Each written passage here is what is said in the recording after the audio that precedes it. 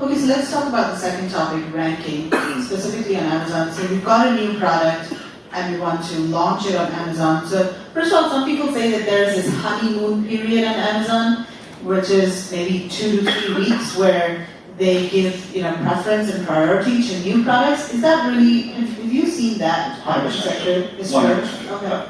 So how does that work? So basically Amazon's thought process is that, if something's new and hot, we want it to percolate to the top, right? And it makes sense, right? And so they're going to give you some unfavorable treatment for a short period of time, and if you have a product that's like X standard deviations from the norm, this is statistical talk in terms of click-through rate and conversion rate and lack of return rate and all these things that they're looking at, we're going to basically act like this has been happening for a long period of time and put you to the top. And so the thing that we had a huge leg up with Color was to be able to leverage this opportunity every time because we had built the lists that I was talking about.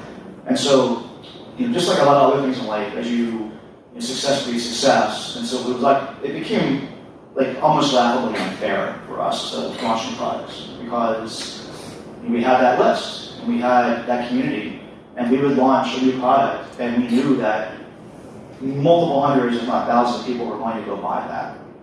And from a statistical standpoint, that's a huge number to influx Amazon with in terms of true organic sales. It wasn't, here's a 95% off coupon, or go use the super URL, or go do all these other things that people are talking about. Because, again, one of the things that sucks about being successful and having employees and all the things that seem glamorous, that comes with a lot of stress. So I'm having to worry about a lot of people. And I can't go to them and say, you know what, I decided to use a super URL to game the system and get growing quicker. But Amazon shut our account down, and now you're out of a job. Sorry. Today's your last day. That's a pretty awful thing to have to go through. I've been through stuff like that before. And so once you realize what that feels like, you never want to be in that situation again. And this was back in the affiliate marketing days of those of you who are old enough to know Penguin and Panda and those updates. I went through that stuff.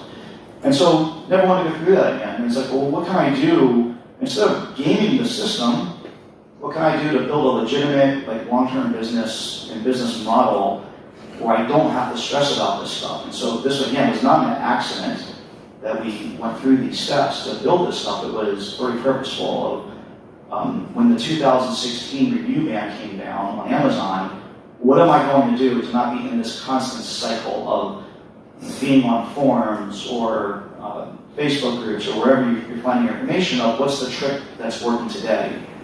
I was looking at, instead of what works right now, what just works long term. What does Amazon really want? And so, when we have people searching on Amazon for the brand Color, I feel like we've won this battle, right? And it legitimately is a search term on Amazon. And so, again, having a list of passionate people, and we did this in a very short time, and we started this in 2016, and within 3 years sold this thing. So it isn't because we were really lucky or anything like that. I think that you create your own luck and those things. It was, we had this, we figured out selling on Amazon. We also were trying to think of how to solve all these other complex problems. And by having a list of people to send, so we had a pretty complex strategy of how we did that. We would roll it out and we'd email X number of people per day of our list. So we wouldn't have this huge spike on one day and then no sales the next day. We try to sustain it over time. We'd email or message part of our ManyChat list per day instead of doing all of it in one day. The first time we sent too many ManyChats in one day, or Facebook messengers in one day, within about 3 minutes I got a call from Mia, you just overwhelm the office. There's too many people messaging. And so we kind of learned our lesson from that. But we were able to come up with a plan that over 20 days we would continuously drip in organic white hat traffic, legitimate customers that also review at a higher percentage rate because they like our products. We don't even ask them to do this stuff. And so that's the strategy that we've taken with everything that we do now. I don't want to be worried about getting that email. And I think that one of the things that's really stressful about being so prominent in the community is you become more aware of this stuff, right? So you're living in your own little world behind your computer, and you don't know a lot of people. You don't know that this stuff is happening. But every day on the $1 Million Seller Group, which is a group I'm a part of, or within the Ecom Crew, which is our community, or e-commerce fuel, which I'm a prominent member of, and I'm going to speak at their event in a few days, a couple of weeks, I guess, whatever. Not a day goes by that I'm seeing, oh my God, panic, panic, panic, my account just got suspended, my listing just got shut down, what do I do? And for me, it's just a matter of like, I don't want to go through that, right? So it's how do you develop a strategy to not be in that position. And there's also a risk curve. Like when you're just getting started, what do you have to lose? Nothing. So maybe try that stuff to begin with. I'm not saying like there's a moral issue here. Like you got to go out and go get yourself ranked, whatever. But at some point, there's like this complex of risk to reward to responsibility that I have to deal with. And at some point, it was like we got to stop playing these games. So how did you build your email list? Was it mostly through Facebook ads, or did you have other strategies as well? I just realized there was a button on the bottom. I started playing the microphone. This is where this hobby passion thing comes in really handy. Because how would I go build a list for ice wraps? Basically impossible. Like no one's gonna be like, oh my God, I put this thing in the freezer and it got cold. Check this out. It's like, it's not all that exciting, right? But you give someone some free drawings to color that are interested in coloring, they'll go tell all their friends about it. And so we leverage this psychological touch point to build our list. Right? It's like a lead gen. Lead gen. This is not, again, we weren't the first ones to come up with the idea of lead generation. Right? It was just a pleasure. We were one of the first, if not the first, to come up with this idea of how to do it when it applies to e-commerce. And so we were doing this very early on in 2016 when no one else was talking about it, because we realized that, well, this was actually a little accident. What I realized eventually was that it's actually cheaper to acquire customers that way than a traditional just sell them something ads. And so what happens is if you can build a relationship with somebody first, it becomes easier to sell something to them later. And so, if you walk up to a stranger down the street, I always use an example, and someone's like asking for $1, you're probably just going to ignore them and keep on walking by. But if Meg would ask me for $1, we'll just give it to her money and ask her why, right? And so it's just you build a relationship with people. And so we did this with our coloring brand, and it worked incredibly well. We're still doing this with Tactical as well. But we would give away 10 free drawings. Instead of giving all the drawings to somebody in one day, we would drip them out every other day. So now we have a 20-day period to communicate with them and keep them top of mind. Think about how many emails you get and how annoying they are in your life. Imagine getting an email from somebody and actually looking forward to getting it. So this was the approach that we took, right? And so we try to make 80+% of our emails to be something that people would look forward to getting. And when the occasional, we were having a sale email would come through, or we're launching a new product would come through, they would almost be trained to want to open and look at our emails anyway, because most of what we were sending them was good content. So the way that we would do this, again, day one, here's your first drawing that we promised you. Day two, here's a little bit about our brand, and a little bit how this promotion is going to work. We're going to send you these drawings every other day. Day three, we follow through with our promise for drawing number 2. The next day, here's some tips and tricks on how to blend and shade with colored pencils. Keep on adding value. Next day, another drawing. The next day, we hope you've enjoyed your first 4 drawings. They come out of the book, $1 a color. Just for you, here's a 10% off code to go buy that book or whatever. So it's putting that in there in a way where you're giving them value first and not just ramming down their throat, go buy. And hobbies, and this was I think where we got a little bit lucky in terms of that just matched up well with coloring, but hobbies are really good for this. So the same thing could happen in the other hobbies I mentioned, tennis for instance. Here's how to improve your forehand. Here's a great exercise to improve your rotator cuff muscles to help with your serving. Here's a post-workout routine to help condition your body. Here's some food tips and exercise tips or whatever.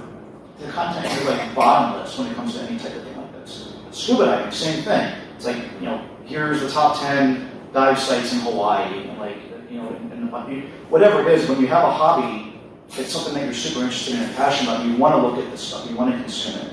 When it's just a boring product, if you're selling bottles of water, it becomes much more difficult. And billions of bottles of water get sold every year. It's a huge business, but it becomes like, how do you compete with a product with the Coca-Cola company that I see here on this label? That's a tough company to compete against. And so you can't differentiate a bottle of water. It's like it's already been done. But with a hobby, that product, it makes it easier. I think what's really important for you guys to consider is that, this is a business that you're building. You're not just buying one product and selling it online. It's not like that. You have to approach it as, okay, I'm trying to build a long-term, sustainable, profitable business. And as Mike said earlier, you have to start with an end in mind. I think that's really important. That's the theme that I'm seeing here. Okay, so do we have any questions related to ranking? Like, for example, there are some products where it's almost impossible to differentiate. And then in those instances, the 2-pack, 3-pack comes in. And then plus, of course, the better brand actually wins it all. What was the last part? The 2-pack, 3-pack, and you said something else there. And then after that, the best brand actually takes it all. So that goes well, yeah. Either via packaging or front by name. Yeah, so the question is, some products are almost impossible to differentiate. And so the method that people try to differentiate with at a certain point with that is like having a 2-pack or a 3-pack, maybe some packaging, things like this. My answer, honestly, with those types of products would be to just stay away from them. It's going to get more and more crowded. If you think it's bad now, you just look at the macro statistics. I'm a macro guy. How many sellers are joining every year? How many products are there?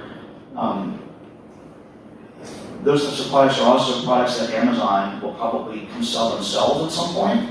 We didn't even get a chance to talk about that. We've had that challenge ourselves. We're competing against Amazon themselves with a lot of our ice wraps products. So if you can, obviously this doesn't work for everybody and everything, but I would try to make that more of a last resort.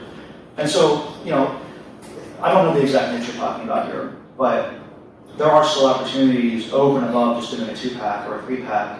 I'll use an example from that we use with Dave. He runs a brand called OffroadingGear.com that he just started. We've been documenting growing up from $0 to $1 million last year. So with brand new business, we've got $2 million in 1 year. So it's still very possible.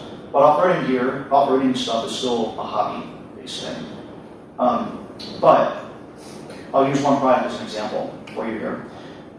He is selling what's called a recovery rope. So when you're out off-roading and you get your vehicle stuck, how do you get the thing unstuck? Well, you use a recovery rope. You hook it up to a winch and it pulls the vehicle out. That is not something that hasn't been done before, right? That's been done 100 years since they started having vehicles. But he made small improvements. So you can differentiate with the small improvement idea that I was talking about, not just a 2-pack or 3-pack, but he dipped the end of the recovery rope in this red, waxy plastic to help protect it from when it gets on the winch.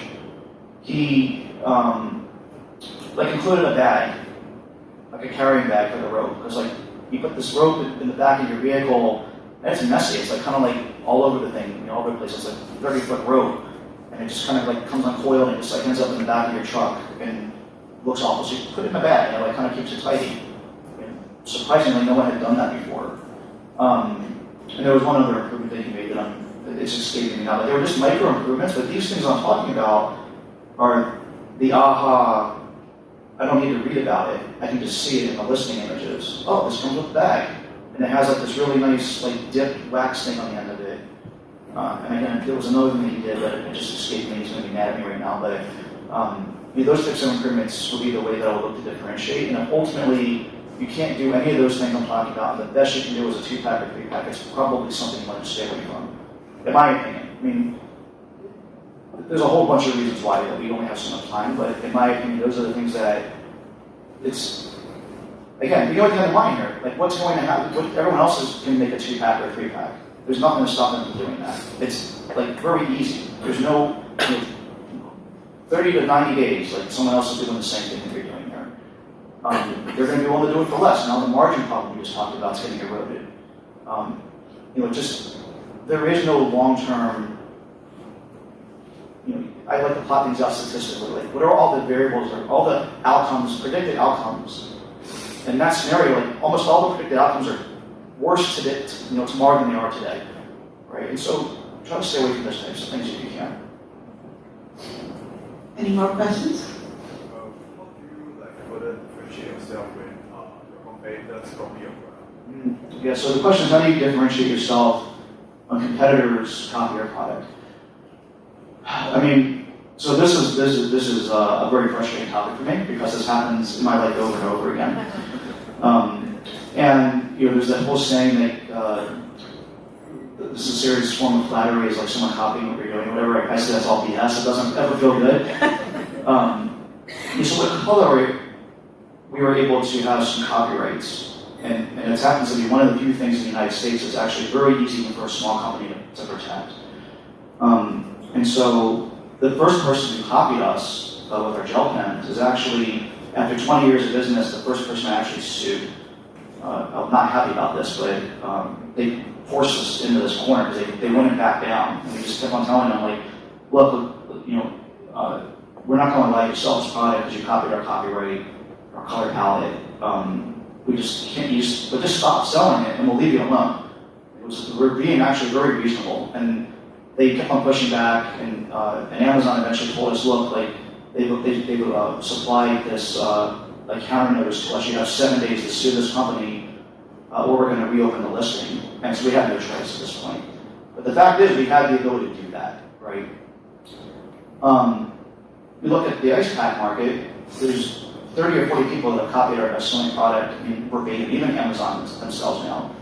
And so there's, I think, to kind of answer the question, there's like a sliding scale of how much you can do about it versus how much you can't do about it. But in every outcome, there's no way to completely prevent it, right? So all you can do is either develop products that are going to get knocked off very quickly, or develop products that get knocked off a little bit slower, but in all the scenarios they get knocked off, right? It's even, look at Apple. I mean, they came out with something that was revolutionary with the iPhone. Eventually, Samsung just copied the whole damn thing. They didn't know how many patents they had, how obvious it was that they were copying them. It's going to happen. And so my advice to someone who's been through this many, many times in their life is the best way to combat that is to just not get complacent. To accept it, to stop spending your time worrying about what everyone else is doing, and if you spend all that time that you're burning up, getting spun up about the competition, that's time you're taking away from thinking about the next product that you could be ahead on, right? I mean, it was only a matter of time. I made all those improvements on the coloring books. It was only a matter of time before someone copied all that. I made all the improvements on the gel pens. Only a matter of time before someone copied all that. It took about 2 years on that one. That was a long runway. Everyone else has Jungle Scout, right? So when you start selling something, it's going to pop up to the top, and now you got a whole team of people that are trying to figure out how to do it too, right? And it's just the way it is. It's the way it is. So if you can get to be number one or get to the top, and the trick is to just kind of stay there, and you're going to have a huge leg up, especially nowadays, right? Because it's harder to knock people off the mountain than it ever has been on Amazon. When you have 1,000 reviews, good luck trying to compete with that product. There will be people that will compete and copy it and eventually start to eat away at your sales, but you're always going to be up in the game, right? You're always going to have some sales. One last thing I'll say about this that may help you as well, that ultimately put me at peace with all this. I am never going to sell all the world's gel pens, never going to sell all the world's ice packs, right? Just focus on yourself and your lane and what you're doing, and just be happy with what you have. And don't be worried about the other guy who's copying and stealing you. If that's their business model, they'll never be as successful as you. It just, again, there's no way for them to ever to be better than you. They can only try to get to be as good as you. And if you're constantly innovating and being better, you're going to win the race, the long race. I think that's why also it's very important to build a list and a community, and because you have those fans, those people that even if people copy your products, you still have your community. If you launch a new product, or you can at least sell to your list. Yeah. Do we have any more questions? Hi, just an extension of that question. What if Amazon competes with you? Yeah, that sucks. Do they have an advantage, or do you just back off, right? Yeah, I mean, this is one of the reasons why we decided to sell one of our brands. Ultimately, there was a whole bunch of factors that went into it, but it got to a point where we just needed to kind of de-risk a little bit because we saw all these other things happening. And if you're just kind of at the beginning, these are topics that you don't need to worry about for many years. But for us, when we got to the point where we were selling